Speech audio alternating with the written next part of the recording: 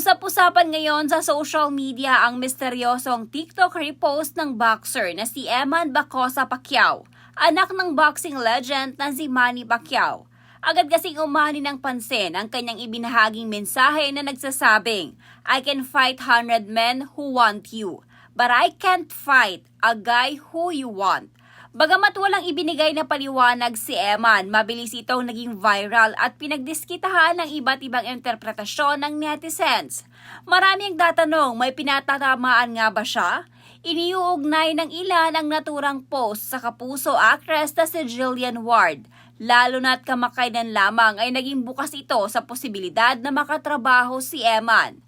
Sa isang press conference para sa kanyang contract renewal sa GMA Sparkle Artist Center, sinabi ni Jillian, "If that means na mas lagi kami magkikita, siguro yes. Well, syempre, open po ako." Bukod dito, ibinahagi rin ng aktres ang kanyang magandang impresyon kay Eman off-camera. Ayon sa kanya, sobrang bait niya po eh. As in, kahit this morning, he texted me, nangamusta siya. So, if I'd be working with somebody that's supportive, why not? Sa kabila ng mga pahayag na ito, nananatiling tikom ang bibig ni na Eman at ni Jillian hinggil sa tunay na estado ng kanilang relasyon.